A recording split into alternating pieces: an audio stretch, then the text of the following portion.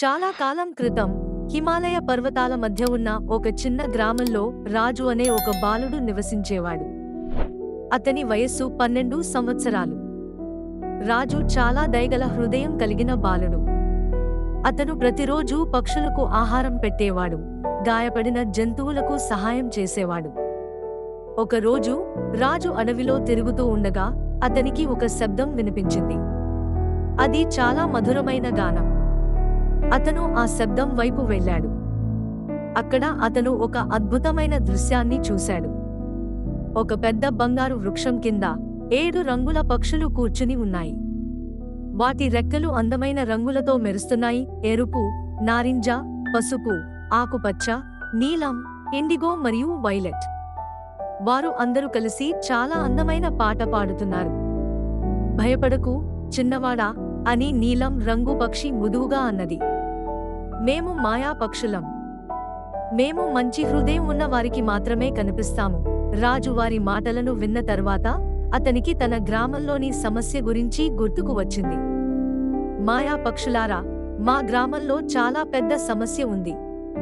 పిల్లలు అనారోగ్యంతో ఉన్నారు, పెద్దలు విచారంతో ఉన్నారు, మరియు వర్షాలు రాకపోవడంతో పంటలు ఎండిపోతున్నాయి. మీరు మాకు సహాయం చేయగలరా? రాజు అని వైలెట్ రంగు పక్షి అన్నది, నీ హృదయం చాలా స్వచ్ఛమైనది. మేము నీకు సహాయం చేస్తాము. కానీ నువ్వు మాతో 5 రోజుల పాటు ప్రయాణం చేయాలి. ప్రతిరోజు ఒక పరీక్షను ఎదుర్కోవాలి. రాజు ఒక్క క్షణం కూడా ఆలోచించలేదు. నేను సిద్ధంగా ఉన్నాను. మొదటి రోజు ఎరుపు రంగు పక్షి రాజును ఒక కొండకు తీసుకెళ్ళింది. అక్కడ ఒక రాక్షసుడు ఉన్నాడు. అతనిని మాటలతో మార్చాలి, పోరాటం కాదు అని పక్షి అన్నది. రాజు భయపడుతున్నాడు, కానీ ధైర్యం తెచ్చుకున్నాడు. రాక్షసుడి దగ్గరకు వెళ్ళిన అతను చూశాడు. అతని కళ్లల్లో దుఃఖం ఉంది. రాక్షసుడా, మీరు ఎందుకు ఇంత కోపంగా ఉన్నారు అని రాజు మృదువుగా అడిగాడు. రాక్షసుడు ఆశ్చర్యపోయాడు. చాలా కాలంగా ఎవరూ నాతో దయతో మాట్లాడలేదు. నేను ఒంటరిగా ఉన్నాను. రాజు అతని చేతిని పట్టుకున్నాడు. మీరు ఒంటరిగా లేరు. నేను మీ స్నేహితుడిని అవుతాను. ఆ మాటలతో రాక్షసుడు ఒక అందమైన రాకుమారుడిగా మారిపోయాడు.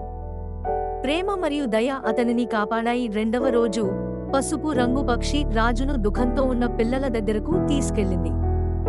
వారికి ఆనందం తెచ్చిపెట్టు అని అన్నది. రాజు వారితో హాస్య కథలు చెప్పాడు, ఆటలు నేర్పాడు. నెమ్మదిగా పిల్లలు నవ్వడం మొదలుపెట్టారు. త్వరలోనే మొత్తం ప్రాంతం వారి నవ్వులతో మ్రోగింది. మూడవ రోజు నీలం రంగు పక్షి రాజును గొడవపడుతున్న 2 కుటుంబాల దగ్గరకు తీసుకెళ్ళింది. వారు ఒక చెట్టు ఫలాల గురించి వాదిస్తున్నారు. రాజు వారితో ప్రశాంతంగా మాట్లాడాడు. ఆ చెట్టు మీ 2 కుటుంబాలదే. దాని ఫలాలను పంచుకోండి. వారు రాజు మాటలను విన్నారు మరియు ఒకరితో ఒకరు క్షమాపణలు చెప్పుకున్నారు.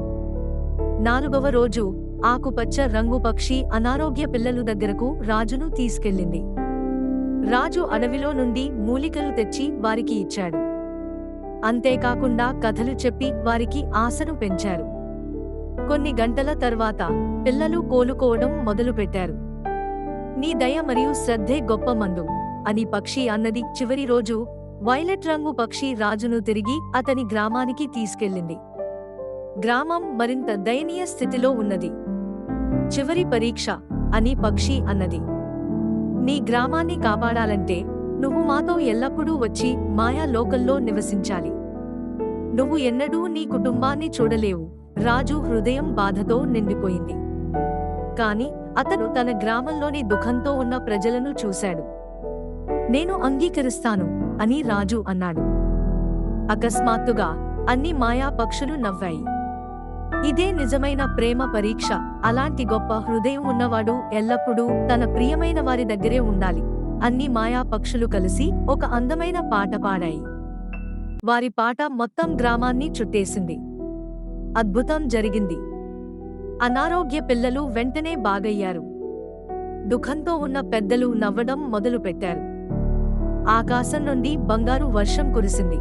ఎండిపోయిన పొలాలు పచ్చదనంతో నిండిపోయాయి. రాజు అని మాయా పక్షులు అన్నాయి, నీ దయ, ధైర్యం మరియు ప్రేమ వల్ల ఈ అద్భుతం జరిగింది. ప్రతి పక్షి రాజుకు ఒక ప్రత్యేక ఈకను ఇచ్చింది. ఎరుపు పక్షి, ధైర్యపు ఈక పసుపు పక్షి, ఆనందపు ఈక నీలం పక్షి, శాంతిపు ఈక ఆకుపచ్చ పక్షి, వైద్యపు ఈక వైలెట్ పక్షి, ప్రేమపు ఈక. ఈ ఈకలు నీకు మాత్రమే కాదు, అవసరం ఉన్న వారికి కూడా ఇవ్వచ్చు. కానీ గుర్తుంచుకో, అసలు మాయ నీ హృదయంలోనే ఉంది. ఆ రోజు నుండి రాజు తన గ్రామంలో ఒక ప్రత్యేక వ్యక్తిగా గౌరవించబడ్డాడు. అతడు మాయా ఈకలను ఉపయోగించి అనేక మందికి సహాయం చేశాడు. కానీ రాజు ఒక ముఖ్యమైన విషయం గుర్తుంచుకున్నాడు. అసలు మాయ ఈకలలో లేదు, అది అతని దయ, ప్రేమ మరియు ఇతరుల కోసం పని చేయాలని అనిపించే భావనలో ఉంది. వారాలు గడిచాయి. రాజు గ్రామం మొత్తం మారిపోయింది. ప్రజలు ఒకరికొకరు సహాయం చేసుకోవడం మొదలుపెట్టారు. ఒకరోజు రాజు మాయా పక్షుల కోసం అడవికి తిరిగి వెళ్ళాడు. అక్కడ చెట్టుపై ఒక గమనిక ఉంది. ప్రియమైన రాజు, మేము ఎల్లప్పుడూ నీతో ఉంటాము. నీ హృదయంలో, నీ మంచి పనుల్లో మేము ఉంటాము. నువ్వు నేర్చుకున్న పాఠాలు ఇతరులకు నేర్పుతూ ఉండు. నీ స్నేహితులు మాయా పక్షులు. రాజు నవ్వాడు.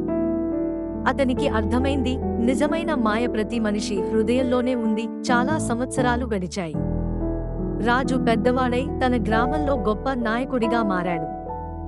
అతను తన పిల్లలకు మాయా పక్షుల కథను చెప్పేవాడు. గుర్తుంచుకోండి అని అతను వారితో అనేవాడు. మీ హృదయంలో దయ ఉంటే మీరు కూడా మాయా శక్తులు కలిగి ఉంటారు. అతని కథ ఇతర గ్రామాలకు వ్యాపించింది. చాలామంది ప్రజలు రాజులా మంచి పనులు చేయడం మొదలుపెట్టారు. మరియు ఇప్పటికీ ఆ పర్వతాలలో ఎక్కడో 7 రంగుల మాయా పక్షులు మంచి హృదయం ఉన్నవారిని వెతుకుతూ తిరుగుతూ ఉంటాయి. నువ్వు కూడా మంచి హృదయం కలిగి ఉంటే ఒకరోజు ఆ మాయా పక్షులు నీకు కనిపించవచ్చు.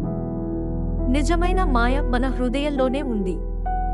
దయ, ప్రేమ, ధైర్యం మరియు ఇతరుల కోసం పని చేయాలని అనిపించే భావన, ఇవే నిజమైన మాయా శక్తులు. మనం వీటిని ఉపయోగించి ప్రపంచాన్ని మరింత అందంగా మార్చవచ్చు. ఈ కథ మీకు నచ్చితే లైక్ చేయండి, షేర్ చేయండి, కామెంట్ చేయండి మరియు మన ఛానల్ను సబ్స్క్రైబ్ చేయండి.